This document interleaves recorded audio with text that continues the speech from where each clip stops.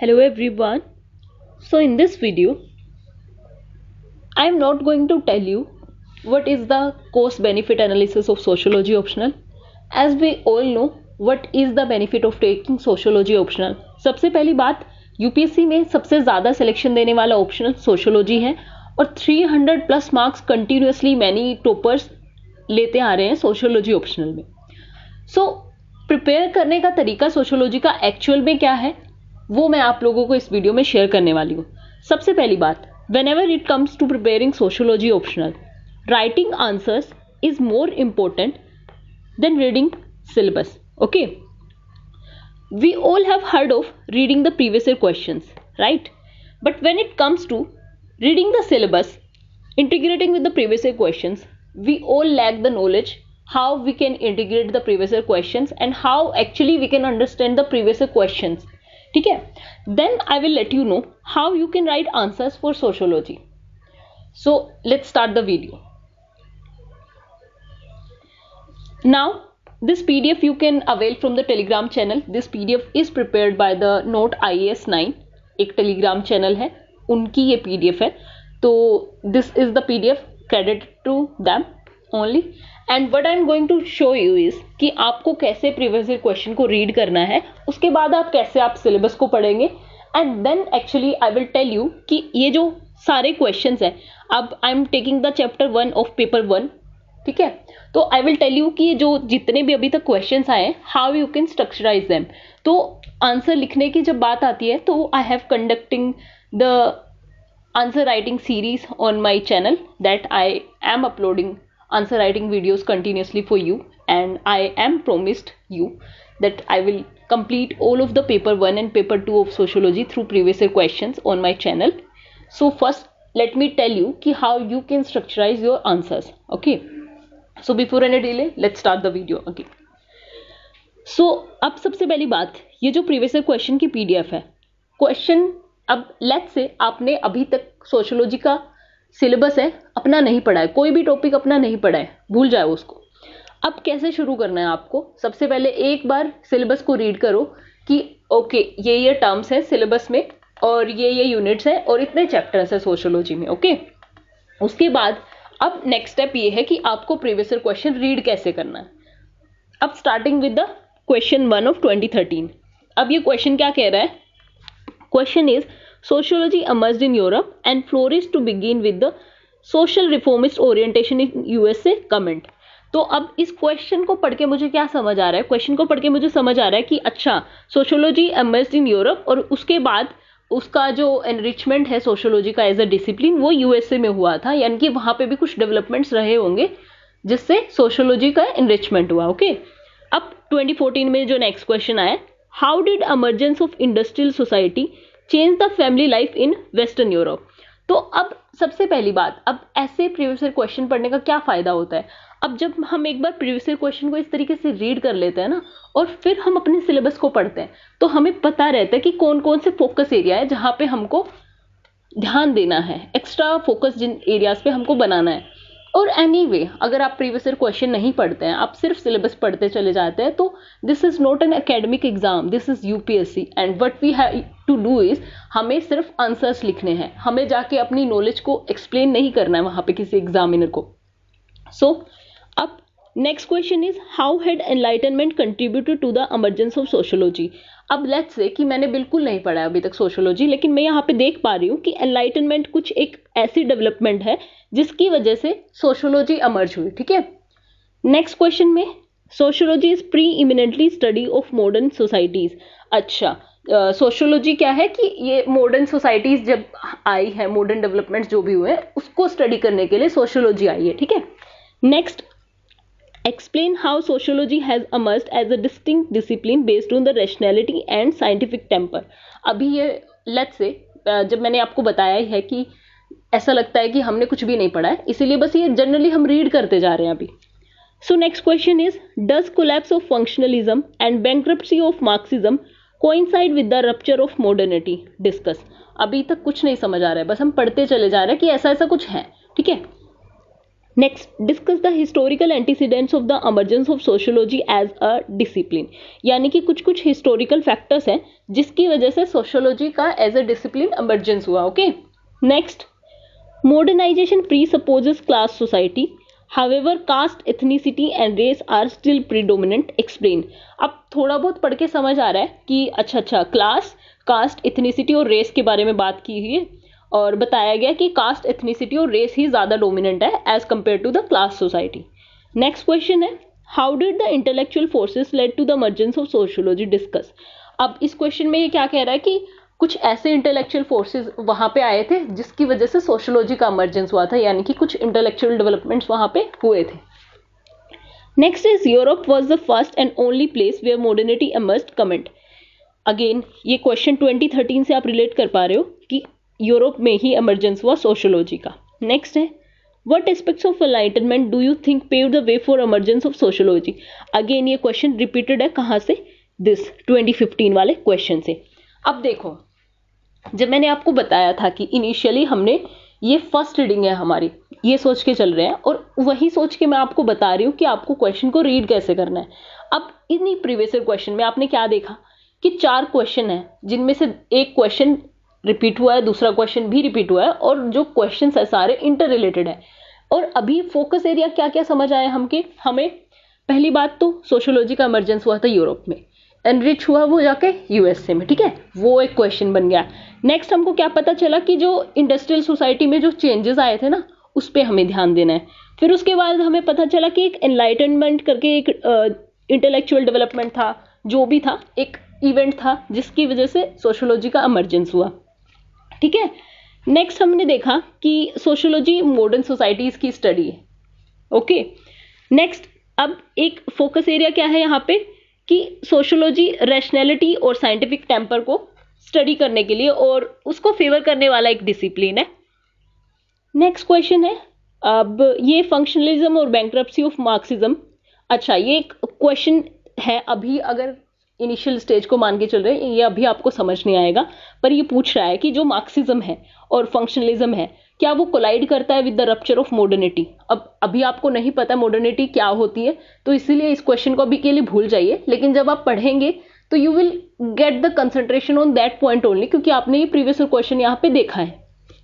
Next question है, modernity presupposes class society, however caste, ethnicity and race are still predominant. अभी ये question इस chapter में cover नहीं होगा, पर ओवरऑल एक अंडरस्टैंडिंग आपको इस सिलेबस की ये मांगता है.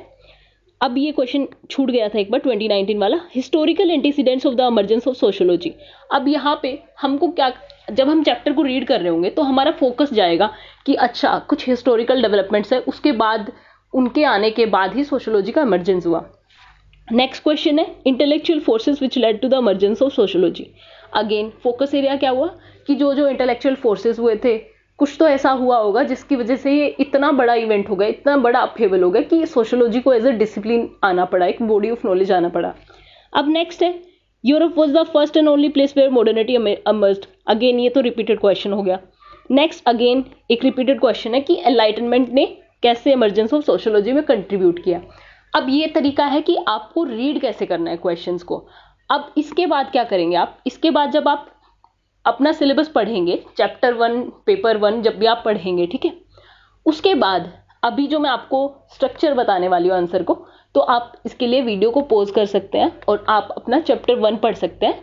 और अभी फिर मैं आपको वो एक्सप्लेन करूंगी कि कैसे आपको आंसर को स्ट्रक्चर करना है. So now I will briefly tell you how you can structurize these answers, and detailed explanation के लिए you can refer to the videos on my channel and the playlist का जो लिंक है I will share in the description. तो अभी सबसे पहला question ये है कि sociology emerged in Europe and flourished to begin with the social reformist orientation in the USA. Okay, तो अब ये हमको बताना है. तो अब सबसे पहले इंट्रोडक्शन में क्या होगा कि कैसे सोशियोलॉजी emerge हुआ in the mid 18 to 19 century, कैसे सोशियोलॉजी इमर्ज हुआ और जो डेवलपमेंट्स क्या कहते हैं कि इंटेलेक्चुअल डेवलपमेंट्स थे उसकी वजह से सोशियोलॉजी इमर्ज हुआ. तो ये हम इंट्रोडक्शन में बताएंगे, एक जो ब्रीफ बैकग्राउंड दे देंगे. उसके बाद क्या करेंगे हम, फिर बताएंगे कि इमरजेंस हुआ यूरोप में, कैसे हुआ इमरजेंस। तो अब यहाँ पे यूरोप में जब इमरजेंस हुआ तो उसके जो हिस्टोरिकल एंटीसीडेंट्स क्या क्या थे कि कमर्शियल एंड साइंटिफिक रेवोल्यूशन हुआ था वहां पे, उसकी वजह से न्यू न्यू डेवलपमेंट्स हो रहे थे आर्ट, आर्किटेक्चर, लिटरेचर में। फिर आइडियोलॉजिकल मॉडर्निटी जो वहां पे थी और जो इंटेलेक्चुअल डेवलपमेंट्स थे उनकी वजह से जो आइडियाज थे ऑफ द प्रोग्रेस, तो वो percolated to the masses, and उसकी वजह से French revolution plus industrial revolution वहां पे सोसाइटी में आया। और जो फ्रेंच रेवोल्यूशन और इंडस्ट्रियल रेवोल्यूशन थे that came at hope as well as despair in the society. अब उन दोनों के ये जो होप और डिस्पेयर थे उसकी वजह से सोशल ऑर्डर और जो केओस था उसको स्टडी करने के लिए sociology as a discipline Europe में इमर्ज हुआ। लेकिन अब सेकंड पार्ट हमारे यहाँ से शुरू होता है कि कैसे वो यूएसए में get enriched, sociology as a discipline USA में कैसे फ्लोरिश किया। अब यूएसए में क्या था, यूएसए में क्या हुआ, यहाँ पे यूरोप में थ्योरेटिकल ओरिएंटेशन था सोशियोलॉजी का। अब यहाँ पे प्रैक्टिकल ओरिएंटेशन यहाँ पे सोशियोलॉजी का शुरू हुआ। सबसे पहले तो एक जो सोशियोलॉजिस्ट थे जेन एडम्स करके, तो उन्होंने क्या किया था, जो अर्बनाइजेशन था, अर्बनाइजेशन की वजह से जो इश्यूज थे लाइक इनइक्वालिटी, तो उनको स्टडी किया था इन्होंने, इंडस्ट्रियल रेवोल्यूशन के जो इम्पैक्ट्स को। तो वहां पे सोशियोलॉजी एज अ डिसिप्लिन वहां पे इसीलिए फ्लोरिश हुआ। नेक्स्ट एक जो शिकागो स्कूल था अमेरिका में, शिकागो स्कूल, तो अभी उनके थिंकर का तो मुझे नाम याद नहीं है, तो जो शिकागो स्कूल थे तो उन्होंने भी इंडस्ट्रियल रेवोल्यूशन की प्रॉब्लम्स को स्टडी किया था और जिसकी वजह से ये जो डिसिप्लिन है वहां पे इतना इवोल्व हो पाया। ठीक है, लास्टली हम बताएंगे कि कंक्लूजन में अगेन, अब जो मैंने आपको बताया कि यहाँ पे यूरोप में थ्योरेटिकल ओरिएंटेशन था और यहाँ पे अप्लाइड रिसर्च सोशियोलॉजी का हुआ, तो ये सब हम कंक्लूजन में बता देंगे कि वो एक समराइज फॉर्म में हमारा कंक्लूजन हो जाएगा। This will be the structure of this first answer. And let me tell you one thing again कि सोशियोलॉजी ऑप्शनल में और मेंस के जब भी हम आंसर्स लिख रहे होते हैं वहां पे बहुत सब्जेक्टिविटी लाई करती है कि इंटरप्रेट करने का तरीका सबका अलग होता है और हर कोई अलग तरीके से लिखता है आंसर को, लेकिन जो बेसिक स्ट्रक्चर होता है वो थोड़ा बहुत सेम होता है। तो आई थिंक ये स्ट्रक्चर जो मैंने किया है, आई होप ये आपको समझ आ पाए। So now let's discuss the next question. So next question is, how did the emergence of industrial society change the family life in western Europe. अब यहाँ पे क्या करेंगे, हम इंडस्ट्रियल रेवोल्यूशन के बारे में थोड़ा सा बताएंगे हम इंट्रोडक्शन में। कैसे बताएंगे कि इंडस्ट्रियल रेवोल्यूशन की वजह से जो पॉजिटिव चेंजेस आए सोसाइटी में, उसकी वजह से अगेन होप भी था सोसाइटी में और डिस्पेयर भी था। और अभी यहाँ पे हम बॉडी पार्ट शुरू करेंगे कि कौन कौन से चेंजेस जो आए थे वहां पे। अब चेंजेस में सबसे पहली बात अर्बनाइजेशन हुआ था। ठीक है, अर्बनाइजेशन में क्या, ये अर्बनाइजेशन कैसे हुआ था, माइग्रेशन हो रहा था, from the migration towards the cities. दूसरा एक और चीज हो रहा था यहाँ पे, न्यूक्लियर फैमिलीज प्रोपेगेट हो रही थी। ठीक है, नेक्स्ट क्या होगा, इकोनॉमिक रोल जब हम देखें सोसाइटी में तो man came as bread winner, man का रोल यहाँ पे एज अ ब्रेड विनर आया। ठीक है, नेक्स्ट अब चाइल्ड लेबर यहाँ से थोड़ा शुरू हुआ क्योंकि फैक्ट्रीज में काम करने के लिए चाइल्ड लेबर की रिक्वायरमेंट थी, तो क्योंकि उनको अच्छे से इजीली एक्सप्लॉइट किया जा सकता था इसीलिए।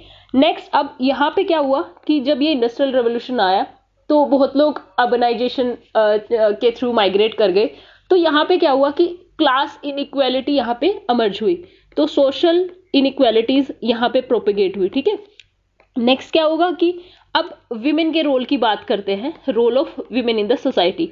तो पहले क्या डोमेस्टिकेशन का रोल था, डोमेस्टिकेशन का ही रोल था विमेन का, और यहाँ पे विमेन गेट एक्सप्लॉइटेड, तो उनका एक्सप्लॉइटेशन भी होने लगा। अब ये हो सकता है कि अब ये जो एक्सप्लॉइटेशन वाला है वो हम यहाँ पे ना लिख के बाद में सेपरेटली प्रॉब्लम्स को डिस्कस करेंगे।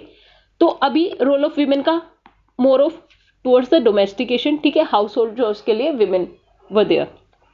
अभी एजुकेशन की अगर हम बात करें तो इंक्रीजिंग एम्फसाइजेशन था ऑन द एजुकेशन और फॉर्मल एजुकेशनल इंस्टीट्यूशन डेवलप हुए। लास्टली हम बात करेंगे कि प्रॉब्लम्स के बारे में कि ये जो इंडस्ट्रियलाइजेशन के कौन कौन सी प्रॉब्लम्स हुई, क्या हुआ, क्राइम रेट इंक्रीज हो गया सोसाइटी में। ठीक है, अब अर्बनाइजेशन जब हुआ तो स्लम का प्रोलिफरेशन हुआ सोसाइटी में, तो स्लम में क्या होता था, भीड़ भाड़ वाले इलाके में रहते थे तो वहां पे डिजीज बहुत सारी आई, और क्राइम रेट इंक्रीज हुआ, विमेन की जो कंडीशन थी वो डिटेरियोरेट हुई, और इसकी वजह से सोशल डिसऑर्डर और केओस हुआ सोसाइटी में, सोशल डिसऑर्डर एंड केओस। और इसको स्टडी करने के लिए ही सोशियोलॉजी का इमर्जेंस हुआ, ये हम हमारे कंक्लूजन में बता देंगे।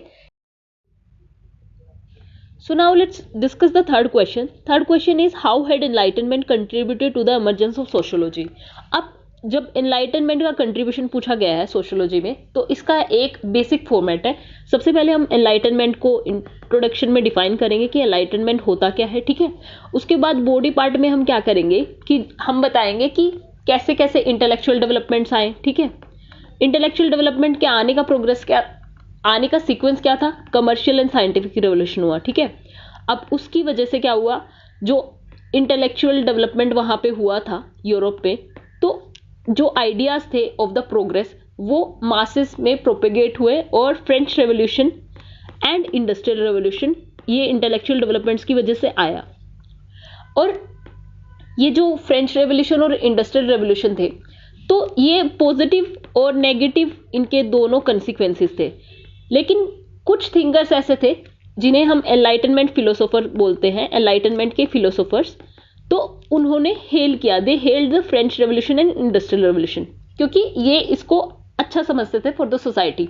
लेकिन काउंटर एनलाइटनमेंट फिलोसोफर आए, तो अब इनमें क्या है, काउंटर एनलाइटनमेंट फिलोसोफर में दो थे, Louis de Bonald and one was Joseph de Maistre. तो ये दोनों फ्रेंच रेवोल्यूशन और इंडस्ट्रियल रेवोल्यूशन के अगेंस्ट में थे।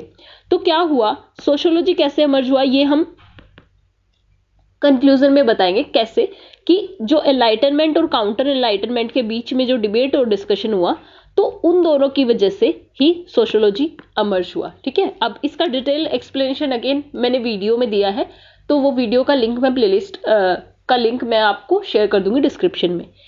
So now discuss the next question. Question number 4th, that is sociology is preeminently study of modern societies. Discuss.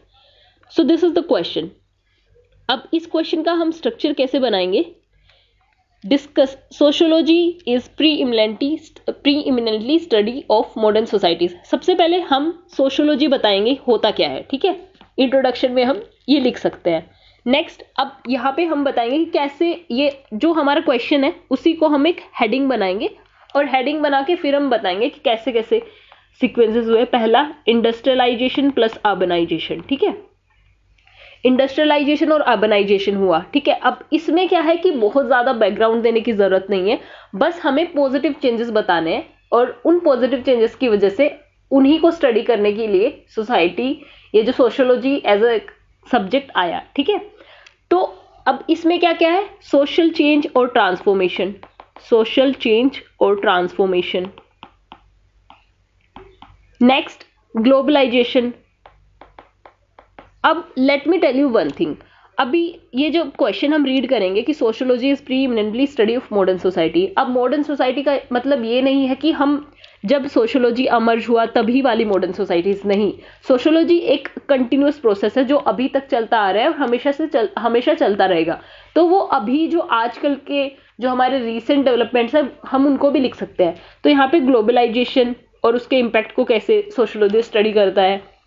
Next हम बताएंगे कि टेक्नोलॉजी लाइक सोशल मीडिया को कैसे सोशियोलॉजी स्टडी करता है, और उसके बाद लास्टली हम कंक्लूड कर देंगे कि सोशियोलॉजी का एक बहुत इंपॉर्टेंट रोल है, एक सेंट्रल रोल यहाँ पे सोशियोलॉजी प्ले करती है टू अंडरस्टैंड द सोशल फिनोमेनास।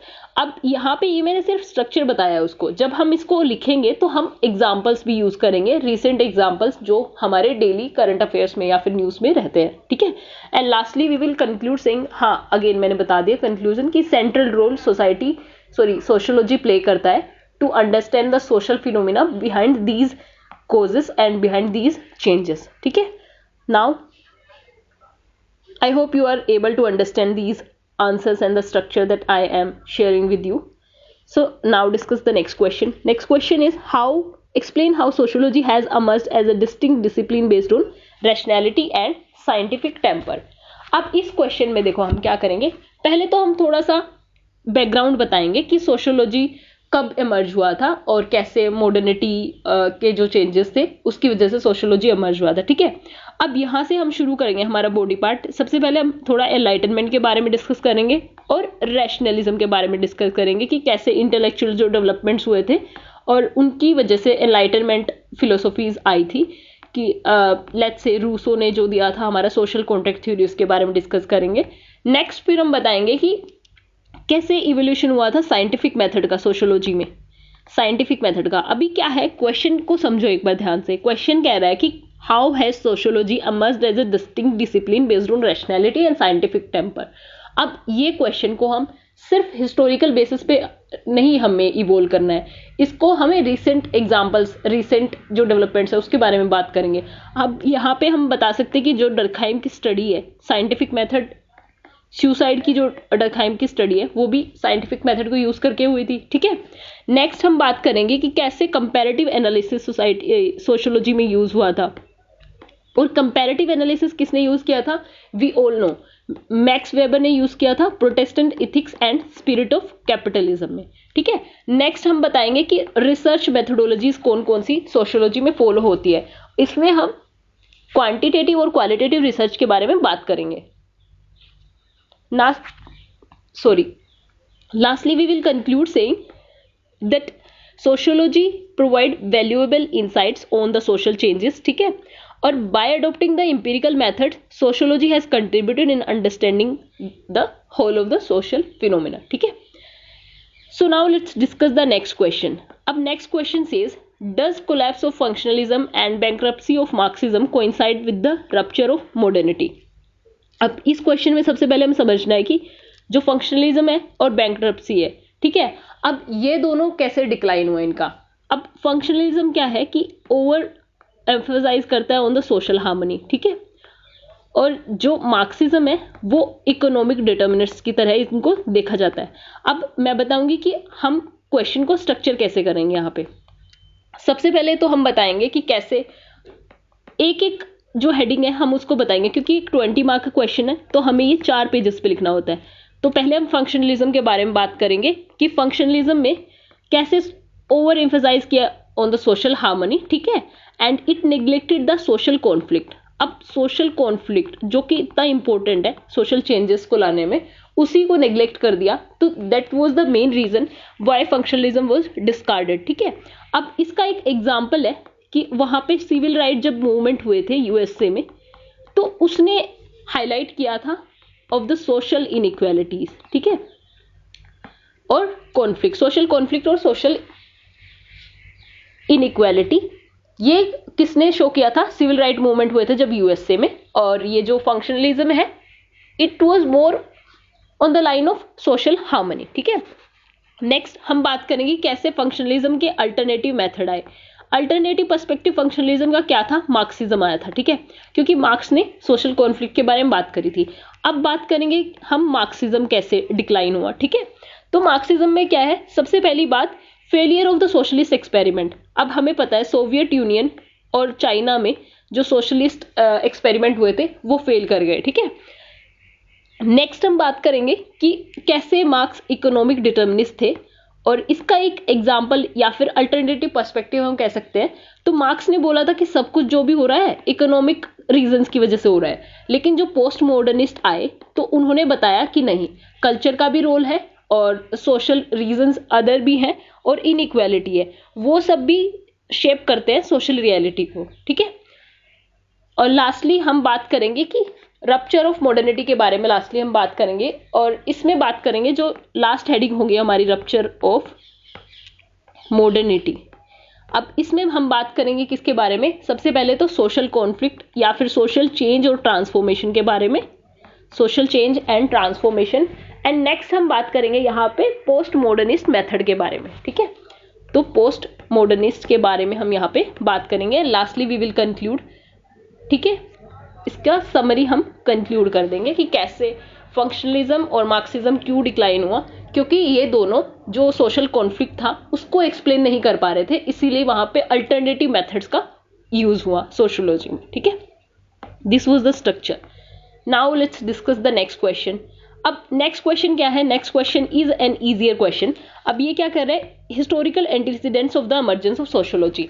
अब हिस्टोरिकल एंटीसीडेंट्स की अगर हम बात करें तो क्या क्या थे, हमें वही बात करना है, commercial revolution, scientific revolution, industrial revolution, French revolution, intellectual development, enlightenment, ये सब इमर्जेंस ऑफ सोशियोलॉजी को, ठीक है, ये हिस्टोरिकल एंटीसीडेंट्स थे उसके। और कैसे हुआ था emergence of sociology, main reason is जो एनलाइटनमेंट फिलोसोफर्स थे, ठीक है, और काउंटर एनलाइटनमेंट फिलोसोफर थे, इन दोनों के बीच जो डिबेट और डिस्कोर्स हुआ था, that led to the emergence of sociology, ठीक है।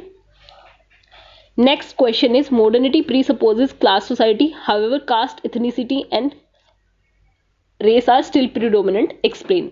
अब इसमें क्या है, ये एक बेसिक सा क्वेश्चन है, लेकिन हमको सोशियोलॉजी के टर्म्स में ही लिखना होगा।